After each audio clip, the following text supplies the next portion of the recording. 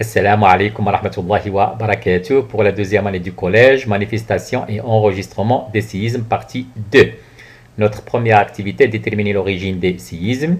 Comme vous le constatez, les roches en profondeur vont subir des contraintes. Ces contraintes-là vont entraîner l'accumulation d'énergie. Quand ces roches sont incapables de supporter bien sûr cette pression-là, ils vont finir, ça va entraîner une rupture. Cette rupture-là brutale bien sûr va provoquer va entraîner, va donner la formation de vibrations qui vont se propager dans toutes les directions. Arrivant à la surface, bien sûr, ils vont provoquer les dégâts que nous connaissons, bien sûr, suite à un séisme. Effectivement, ces contraintes, bien sûr, elles peuvent être compressives, comme le premier cas, bien sûr, avec un rapprochement, comme on le constate, des deux blocs résultant de cette rupture brutale, ou ils peuvent être aussi des contraintes comme vous le constatez, extensive dans les deux cas bien sûr. Le point de rupture constitue bien sûr le point de départ des vibrations des ondes sismiques. Lorsque des contraintes s'exercent en permanence sur les roches, elles provoquent une accumulation d'énergie, comme nous l'avons déjà dit. La roche ne peut plus supporter ces pressions-là, cette pression exercée par ces forces. Il y a rupture brutale et les deux blocs se déplacent. L'endroit où les roches cassent est appelé le foyer. À partir de ce foyer-là, des ondes ou vibrations vont se propager dans toutes les directions. Ces ondes sont appelées ondes sismiques. On les enregistre grâce à un appareil qu'on appelle un sismomètre. Donc un sismomètre, comme nous l'avons déjà dit, c'est un appareil qui nous permet d'enregistrer les ondes sismiques, effectivement, suite à un séisme. Notre sismomètre, dans ce cas-là, c'est un sismomètre très moderne. Il est constitué de plusieurs parties, comme vous le constatez. L'amplificateur, boîtier de numérisation, oui, comme vous le constatez. Ce boîtier-là, via bien sûr un satellite, il va envoyer des signaux vers des satellites, bien sûr. Effectivement. Et bien sûr, on peut ainsi déterminer bien sûr les données de ce séisme. Activité 2, analyser l'enregistrement fait par le sismomètre, déduire les caractéristiques des ondes sismiques. Effectivement, on va prendre un exemple. Nous avons le foyer sismique, c'est une partie du globe terrestre. Nous avons le noyau et le manteau. Et on va voir l'enregistrement fait par notre sismomètre. Donc, les ondes vont se propager comme nous l'avons déjà dit. On constate que le premier type d'onde sismique arrivant à notre station, bien sûr, va enregistrer le premier type d'onde sismique, c'est les ondes sismiques P, va être suivi par le deuxième type d'onde sismique indiqué ici avec une flèche verte, c'est les ondes sismiques S. Et enfin, bien sûr, l'arrivée du troisième type d'onde sismique. Bien sûr, comme vous le constatez, le troisième type d'onde sismique, il est appelé onde L.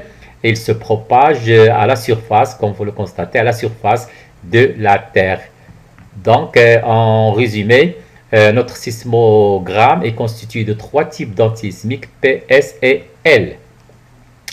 Effectivement, comme je l'ai déjà dit, nous avons trois types d'ondes sismiques. P les premiers, S les seconds. Ils arrivent après les ondes de P, donc leur vitesse est ils ont une vitesse moins rapide, si on veut dire, que les ondes P. Et enfin, les derniers types d'ondes à être enregistrés, ce sont les ondes L. L'enregistrement obtenu par un sismomètre est appelé sismogramme, comme je l'ai déjà dit. Celui-ci est constitué de trois types d'ondes sismiques. Chacune a des caractéristiques. Découvrons les caractéristiques de chaque type d'onde. Pour les ondes de P, comme on le constate, ce sont des ondes de compression. Il y a compression et dilatation, comme vous le constatez bien sûr. Compression, dilatation, la propagation. Le sens des vibrations est parallèle à la direction de la propagation. On va essayer de bien observer ce carreau noir. On va voir très bien que le sens de son déplacement est parallèle, bien sûr, à la direction de la propagation des ondes sismiques. Pour le cas des ondes de S, on voit très bien qu'il s'agit de mouvements ondulatoires dans ce cas-là. On les appelle aussi ondes de cisaillement.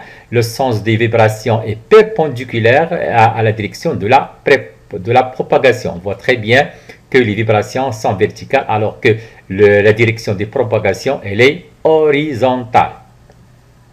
Effectivement, comme je l'ai déjà dit, on va bien observer ce carreau noir. Il va se déplacer verticalement alors que la direction de la propagation, elle est horizontale, comme nous l'avons déjà dit.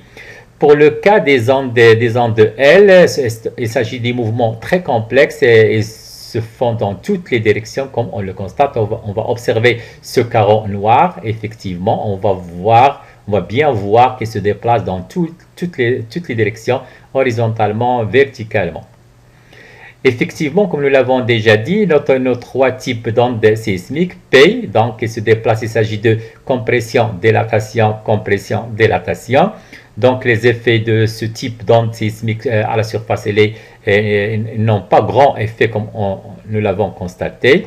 Pour le cas des ondes S, nous l'avons déjà dit, il s'agit de mouvements ondulatoires. Donc, comme vous le constatez, le déplacement, le sens des vibrations, elle est perpendiculaire par rapport à la direction des vibrations.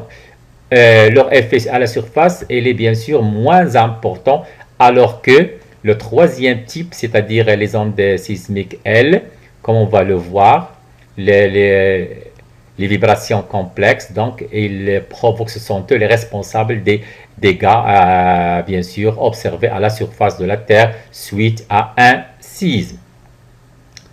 Pour bien observer le mouvement des particules lors d'un séisme, comme on va le constater, notre boule bleue, on voit très bien qu'elle se déplace en parallèle, bien sûr, son sens en parallèle avec la direction de la propagation.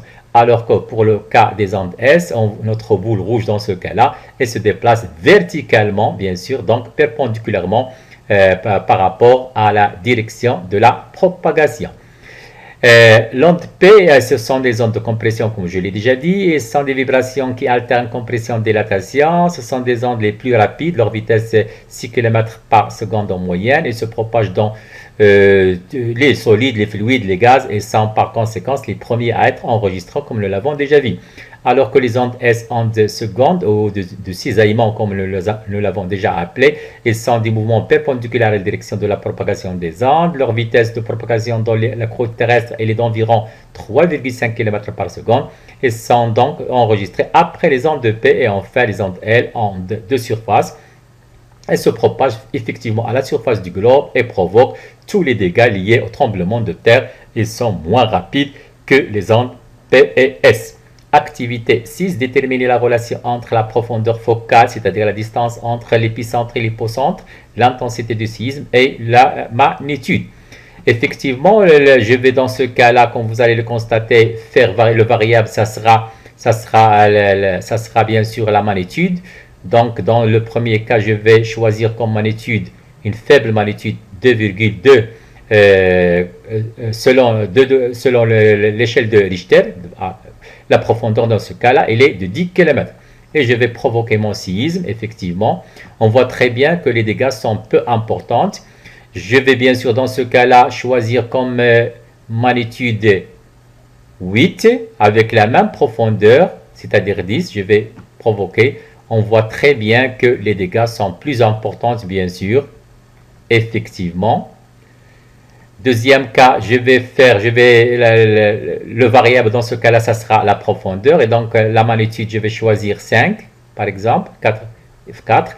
Donc, avec une profondeur de 400 mètres, on va provoquer notre séisme. Donc, on voit très bien que les dégâts, l'effet du séisme sur la surface, passe inaperçu ou peu de dégâts. Toujours avec la même magnitude, nous avons choisi 5, mais dans ce cas-là, à 4 avec une profondeur de 10 km.